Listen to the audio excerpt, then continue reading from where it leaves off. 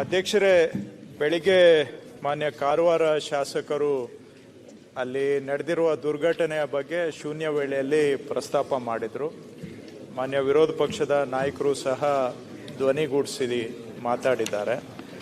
So ಬೆಳಿಗ್ಗೆ ನಮಗೆಲ್ಲ ಗೊತ್ತಿರೋ ಹಾಗೆ ಕಳೆದ ಒಂದು ವಾರದಿಂದ ಸುಮಾರು ಮಳೆ ಅಲ್ಲಿ ಆಗ್ತಾನೆ ಇದೆ. ಈ ಹಿನ್ನೆಲೆಯಲ್ಲಿ ಏನು ರಾಷ್ಟ್ರೀಯ ಹೆದ್ದಾರಿ 66 ನ್ಯಾಷನಲ್ ಹೈವೇ 66 ಅದು ಅಂಕೋಲಾ ಸಮೀಪದಲ್ಲಿ ರಾಷ್ಟ್ರೀಯ ಹೆದ್ದಾರಿಗೆ ಮಾಡುವಾಗ ಅವರು ಗುಟ್ಟವನ್ನ ಕಡಿದು ರಾಷ್ಟ್ರೀಯ ಹೆದ್ದಾರಿಯನ್ನ ನಿರ್ಮಾಣ ಮಾಡಿದ್ದಾರೆ. ಆದರೆ ಗುಟ್ಟ ಕಡ್ದಾಗ ಏನ್ ಮಾಡಿದ್ದಾರೆ, ಅದನ್ನ ಬಹಳ ಕಡಿದಾಗಿ ಕಡ್ದಿದ್ದಾರೆ. ಅಂದ್ರೆ ಸ್ಟೀಪ್ ನಾರ್ಮಲಿ ಒಂದು 45 ಡಿಗ್ರಿ ಆಂಗಲ್ ಇಟ್ಟರೆ ಅದು ಕುಸಿಯೋದಿಲ್ಲ. ಆದರೆ ಇವರು ಆಲ್ಮೋಸ್ಟ್ ಸ್ಟ್ರೇಟ್ ಆಗಿ ಅದನ್ನ ಕಟ್ ಮಾಡಿ ರಾಷ್ಟ್ರೀಯ ಹೆದ್ದಾರಿಯನ್ನ ಮಾಡಿದ್ದಾರೆ. ಸೊ ಆ ಪ್ರದೇಶದಲ್ಲಿ ಸತತವಾಗಿ ಮಳೆ ಆಗಿದ್ರಿಂದ ಬೆಳಿಗ್ಗೆ ಏನು ಕಟ್ ಮಾಡಿ ನ್ಯಾಷನಲ್ ಹೈವೇ ಮಾಡಿದ್ರು ಅದು ಕುಸಿದಿದೆ. ಆ ಕುಸಿದಾಗ ಕೆಳಗಡೆ ಅಲ್ಲಿ ರೋಡ್ ಸೈಡಲ್ಲೇ ಒಬ್ರು ಒಂದು ಟೀ ಅಂಗಡಿ ಟೈಪ್ ಒಂದು ದಾಬಾ ಮಾಡ್ಕೊಂಡಿದ್ದಾರೆ. ಸೊ ಈ ಕುಸಿಯೋ ಟೈಮಲ್ಲಿ ಏನಾಗಿದೆ, 3 tankers, LPG tankers, gas tankers, ಇವೆಲ್ಲ 3ರಲ್ಲಿ 2 ಲೋಡೆಡ್ ಟ್ಯಾಂಕ್, ಖಾಲಿ ಇರುವ ಟ್ಯಾಂಕರ್ ಅಲ್ಲಿ ನಿಲ್ಲಿಸ್ಬಿಟ್ಟು ಟೀ ಕುಡಿತಾ ಇದ್ದಾರೆ ಅಲ್ಲೇ. ಸೊ ಟೀ ದಾಬಾ ನಡೆಸ್ತಕ್ಕಂಥವರು ಲೋಕಲ್ಸ್ ಇದ್ದಾರೆ. ಅವರು ಕೂಡ ಹೈವೇಗೆ ಮತ್ತೆ ಪಕ್ಕದಲ್ಲಿ ನದಿ ಇದೆ, ಗಂಗವಳ್ಳಿ ನದಿ ಇದೆ, ಜಾಗನೇ ಇಲ್ಲ, ಹೈವೇ ಬಾಜುಗೆ ನದಿ ಇದೆ. ಆದರೆ ಮಧ್ಯದಲ್ಲಿರುವ ಹೈವೇ ಎಕ್ಸ್ಟ್ರಾ ಮಾರ್ಜಿನ್ ಲ್ಯಾಂಡ್ ಅಲ್ಲಿ ದಾಬಾ ಇಟ್ಕೊಂಡಿದ್ದಾರೆ. ಸೊ ಮೋಸ್ಟ್ಲಿ ಅದು ಅನ್ಆಥರೈಸ್ಡ್, ಇಲ್ಲಿಗಲ್ ಅಂತ ಕಾಣುತ್ತೆ ರೋಡ್ ಸೈಡ್ ಅಲ್ಲಿ. ಎನಿವೆ ಈ 3 ಗಾಡಿನ ಡ್ರೈವರ್ಸು ಅಲ್ಲಿ ಟೀ ಕುಡಿತಾ ಇದ್ದಾರೆ. ಸೊ ಟೀ ಅಂಗಡಿ ನಡೆಸೋರು ಅಲ್ಲೇ ಇದ್ರು. ಅದೇ ಸಂದರ್ಭದಲ್ಲಿ ಇದು ಕುಸಿತ ಆಗಿ ಆ ಕುಸಿದ ಮಣ್ಣಿನಲ್ಲಿ 2 ಟ್ಯಾಂಕರು ಕೊಚ್ಕೊಂಡೋಗಿ ನದಿಗೆ ಬಿದ್ದಿದೆ. ಆ ದಾಬಾನು ಕೂಡ ಈ ಕುಸಿತಕ್ಕೆ ಸಿಕ್ಕಾಕೊಂಡು, ದಾಬಾ ನಡೆಸ್ತಾ ಇದ್ದಂಥವರ ಕುಟುಂಬದಲ್ಲಿ 4 ಸದಸ್ಯರು ಇದ್ರು.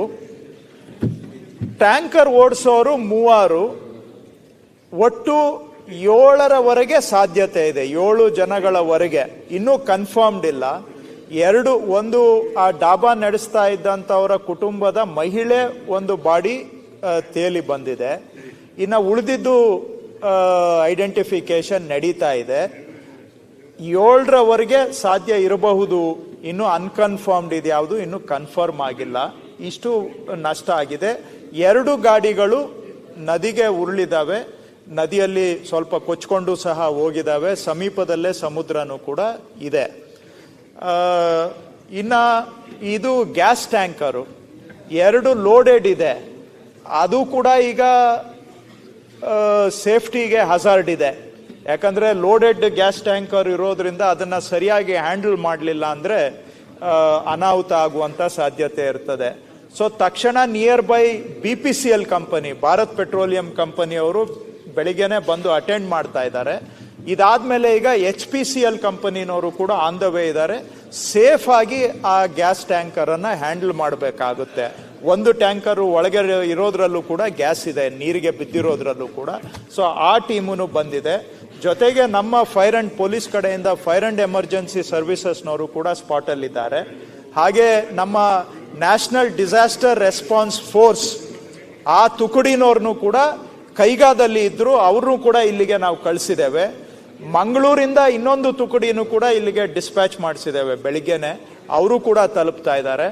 ಮಂಗಳೂರಲ್ಲಿ ಫೈರ್ ಆ ಭಾಗದ ಡಿವಿಷನ್ನ ಹೆಡ್ ಆಫೀಸ್ ಇದೆ, ಫೈರ್ ಅಂಡ್ ಎಮರ್ಜೆನ್ಸಿ ಸರ್ವಿಸಸ್, ಅವರು ಕೂಡ ಸ್ಪಾಟ್ಗೆ ಹೋಗ್ತಾ ಇದ್ದಾರೆ.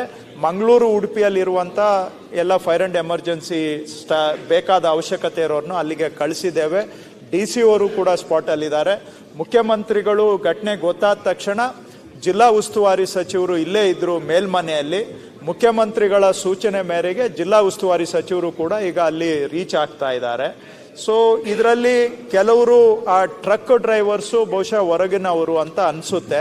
ನಾನು ಟ್ರಕ್ ರಿಜಿಸ್ಟ್ರೇಷನ್ ಎಲ್ಲಿಂದು ನೋಡಿ ಆ ಕಂಪನಿಯಲ್ಲಿ ಆ BPCL HPCL ಕಂಪನಿಯಿಂದ ತರಿಸ್ಕೊಳ್ಳಿ ಅಂತ ಕೂಡ ಹೇಳಿದ್ದೇನೆ. ಯಾಕಂದ್ರೆ ಅವರು ಬೇರೆ ಕಡೆಯವರು ಹೊರ ರಾಜ್ಯದವರು ಆಗಿದ್ರೂ ಕೂಡ ನಮಗೆ ಒಂದು ಜವಾಬ್ದಾರಿ ಇದೆ, ಅವರು ಫ್ಯಾಮಿಲಿಗೆ ಇಂಟಿಮೇಟ್ ಮಾಡಬೇಕಾಗತ್ತೆ, ಅವ್ರಿಗೆ ಬೇಕಾದಂಥ ಸೌಲಭ್ಯ ಫೆಸಿಲಿಟೇಷನ್ ಕೊಡೋದು ನಮ್ಮ ಜವಾಬ್ದಾರಿ ಆಗುತ್ತೆ. ಮತ್ತೆ ನಮ್ಮ ಲೋಕಲ್ಸ್ ಡಾಬಾ ನಡೆಸ್ತಾ ಇದ್ದವ್ರು ಎಲ್ನೋರು ಅನ್ನೋದು ಕೂಡ ನಿಖರವಾದಂಥ ಮಾಹಿತಿ ಇಲ್ಲ. ಒಬ್ಬರೇ ಒಬ್ಬರು ಘಟನೆ ನಡೆದಾಗ ಐ ವಿಟ್ನೆಸ್ಸು ಒಬ್ಬರೇ ಒಬ್ಬರು ಸಿಕ್ಕಿದ್ದಾರೆ, ಬಟ್ ಅವರು ಸ್ಪಷ್ಟವಾಗಿ ಏನು ಮಾಹಿತಿ ಕೊಡ್ತಾ ಇಲ್ಲ. ಸೊ ಇದು ಬೆಳಿಗ್ಗೆ ನಡೆದಿರುವಂಥ ಘಟನೆ. ಸೊ ಜಿಲ್ಲಾಡಳಿತ ಸಂಪೂರ್ಣವಾಗಿ ನಿಯೋಜನೆ ಮಾಡಿದ್ದೇವೆ. SDRF NDRF ಎಲ್ಲವನ್ನೂ ಕೂಡ ಅಲ್ಲಿ ನಿಯೋಜನೆ ಮಾಡ್ತಾ ಇದ್ದೇವೆ. ಇದು ನಾನು ಹೋದ ವರ್ಷ ಇದೇ ಜುಲೈ ತಿಂಗಳಲ್ಲಿ ಅತಿವೃಷ್ಟಿ ಆದಾಗ ನಾನು ಹೋಗಿದ್ದೆ. ಅಲ್ಲಿಗೆ ಹೋದಾಗ ನ್ಯಾಷನಲ್ ಹೈವೇದು ಕೈಗಾದು 2 ಕಂಪ್ಲೇಂಟ್ ಬಂತು. ನಾವು ಆವತ್ತೇನೆ ನಾನು ಕೈಗಾದವ್ರಿಗೆ ಅಲ್ಲೇ ಕರೆಸಿ ಮೀಟಿಂಗ್ ಮಾಡಿದ್ದೆ DC ಆಫೀಸಲ್ಲಿ. ವಾಪಸ್ ಬಂದು ಇಲ್ಲಿಂದ ನಾನು NHAIನವ್ರಿಗೂ ಕೂಡ ನಾವು ಇದು ಕೈಗಾದವ್ರಿಗೆ ನಾವು ಕೆಲವು ನಿಮ್ಮದು ಕಾಲುವೆಗಳು ಸರಿ ಇಲ್ಲ ಅಂತ ಕೈಗಾದವ್ರಿಗೂ ಈ ಮೇ ತಿಂಗಳಲ್ಲಿ ಪತ್ರ ಬರೆದಿದ್ದೇವೆ, ಈ ಕಾಲುವೆಯನ್ನು ಸರಿ ಮಾಡಿ ಅಂತ. ನ್ಯಾಷನಲ್ ಹೈವೇಸ್ ಅವ್ರಿಗೂ ನಮ್ಮ ಕಡೆಯಿಂದ ಪತ್ರ ಬರೆದಿದ್ದೇವೆ, ಇದು ಸ್ವಲ್ಪ ಡಿಸೈನ್ಸ್ ಸರಿ ಇಲ್ಲ, ಸರಿ ಮಾಡ್ಕೊಳ್ಳಿ ಅಂತ.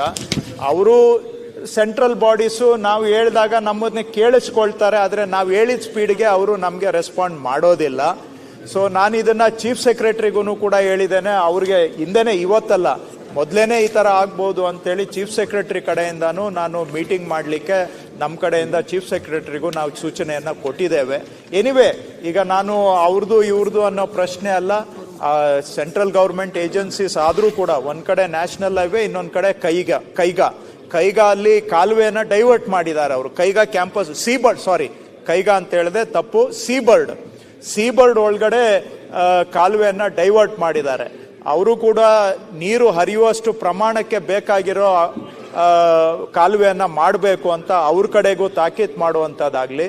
ಮತ್ತು ನ್ಯಾಷನಲ್ ಹೈವೇಸ್ ಜೊತೆಗಂತೂ ನಾವು ನಿರಂತರವಾಗಿ ಟಚಲ್ಲಿದ್ದೇವೆ. ಈ ಸ್ಲೋಪ್ಸ್ ಎಲ್ಲ ಡೇಂಜರಸ್ಸು ಅಂತೇಳಿ ಅವ್ರ ಜೊತೆಗೂ ನಾವು ಅದನ್ನು ಮಾಡ್ತೇವೆ. ಈಗ ತಕ್ಷಣಕ್ಕೆ ಏನು ಅದು ಮುಂದಿನ ಸ್ಟೆಪ್ಸು. ಆದರೆ ಇವತ್ತಿನ ದಿನ ರೆಸ್ಕ್ಯೂ ಆಪರೇಷನ್ ಏನಿದೆ ಫುಲ್ ಫ್ಲೆಜ್ಡ್ ಆಗಿ ನಡೆದಿದೆ. ಮುಖ್ಯಮಂತ್ರಿಗಳ ಸೂಚನೆ ಮೇಲೆ ಡಿಸ್ಟ್ರಿಕ್ಟ್ ಮಿನಿಸ್ಟ್ರು ಕೂಡ ಆಲ್ರೆಡಿ ಇನ್ನೇನು ರೀಚ್ ಆಗುವಂಥ ಇನ್ನೊಂದು ಸ್ವಲ್ಪ ಹೊತ್ತಿನಲ್ಲಿ ಅಲ್ಲಿಗೆ ರೀಚ್ ಆಗ್ತಾ ಇದ್ದಾರೆ. ಸೊ ಸರ್ಕಾರ ಪ್ರಕರಣವನ್ನು ಗಂಭೀರವಾಗಿ ತೆಗೆದುಕೊಂಡು ತತ್ಕ್ಷಣ ಪರಿಹಾರದ ಕಡೆಗೆ ಸಂಪೂರ್ಣವಾಗಿ ಗಮನವನ್ನು ಕೊಡ್ತಾ ಇದೆ ಅನ್ನೋದನ್ನು ನಾನು ಸದನದ ಗಮನಕ್ಕೆ ತರಲಿಕ್ಕೆ ಬಯಸ್ತೇನೆ ಅಧ್ಯಕ್ಷರೇ.